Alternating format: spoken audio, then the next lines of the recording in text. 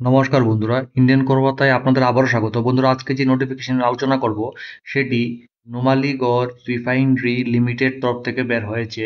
এখানে অ্যাডভার্টাইজ নাম্বারটা দেওয়া আছে, রিক্রুটমেন্ট অফ জিটিস অবলিক অ্যাসিস্ট্যান্ট অফিসার ট্রেনিস।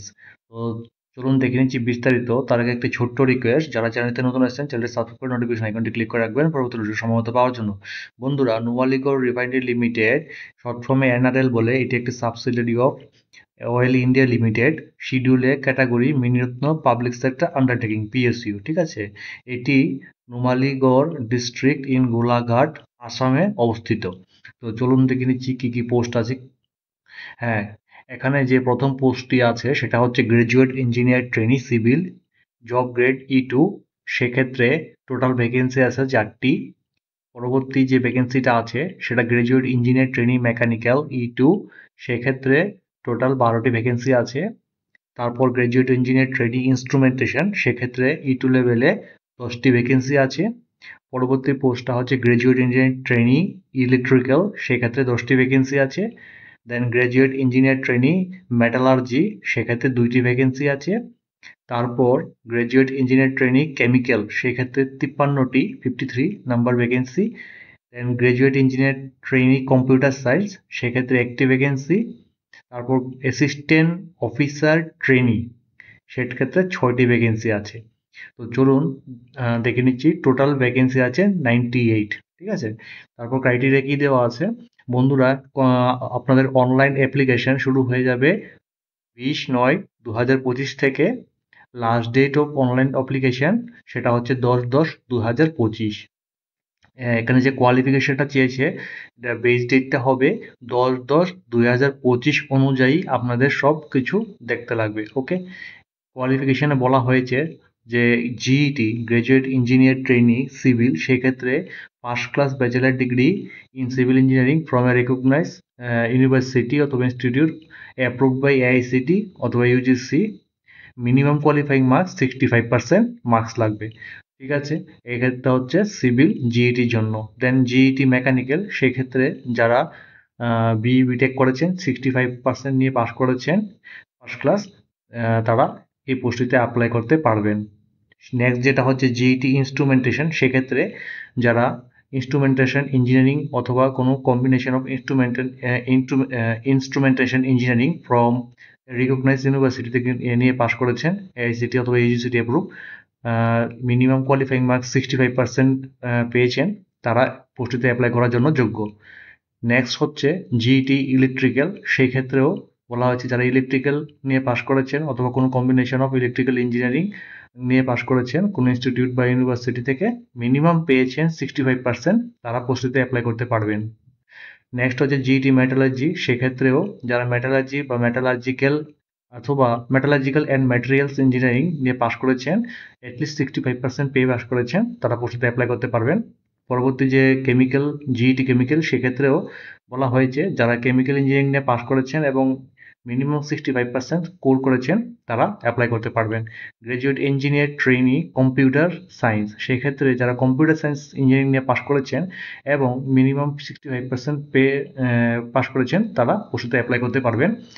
এবং যে পোস্টটা হচ্ছে অ্যাসিস্ট্যান্ট অফিসার ট্রেনি, সেক্ষেত্রে বলেছে যারা এনইটি অথবা GATE qualified first class post graduate from recognise university institute অথবা অ্যাপ্রুভ এআইসিটি অথবা ইউজিসি থেকে যারা পাশ করেছেন, তারা অ্যাপ্লাই করতে পারবেন।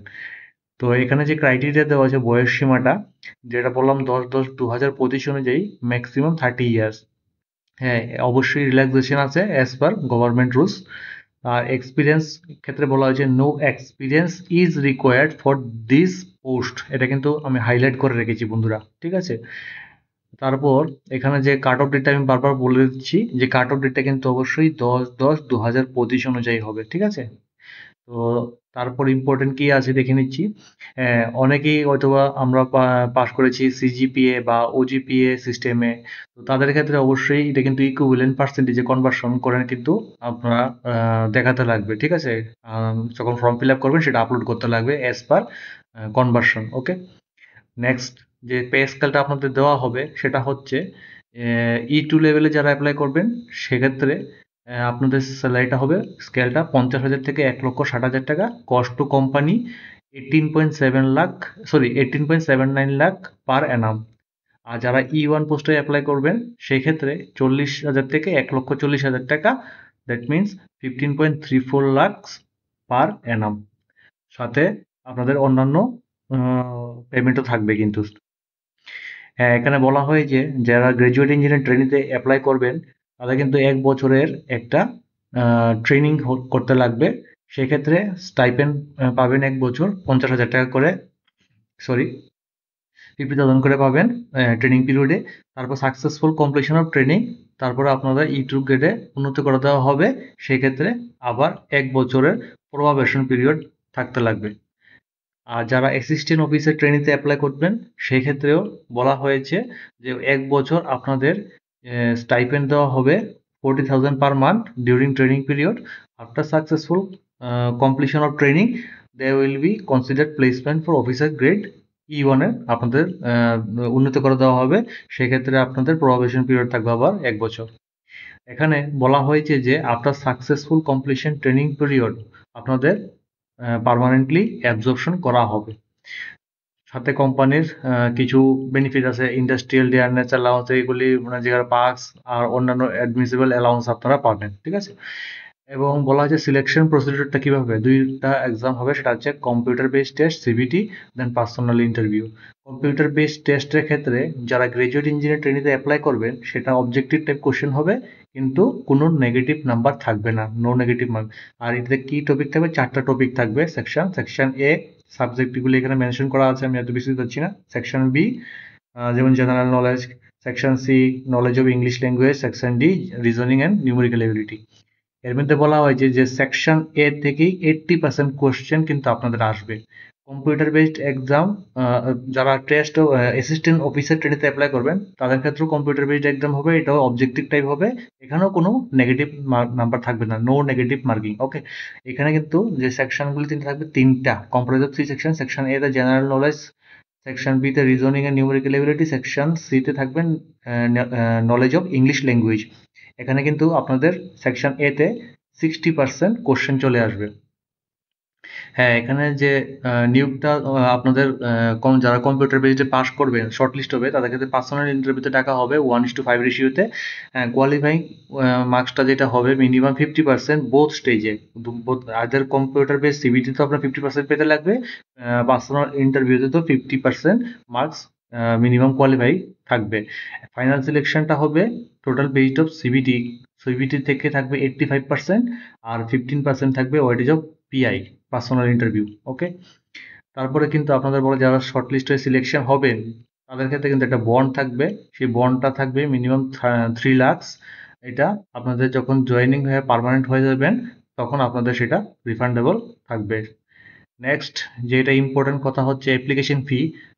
এখানে বলা হয়েছে যে 1000 প্লাস জিএসটি, ঠিক আছে, ফর আনরিজার্ভ ক্যান্ডিডেট। আর যারা এসসি এসটি পিডাব্লিউডি ক্যান্ডিডেট আছে তাদের ক্ষেত্রে কোনো এক্সামিনেশন ফি লাগবে না, exempted from payment. Persons with benchmark disability ক্ষেত্রে যারা 40% ডিসেবিলিটি আছেন বা তার বেশি আছেন তারা এখানে রিজার্ভেশনের পাবেন, সেই কথাটা এখানে মেনশন করে দেওয়া আছে। নেক্সট যে ইম্পর্টেন্ট টপিকটা হচ্ছে সেটা একবার দেখে নিচ্ছি।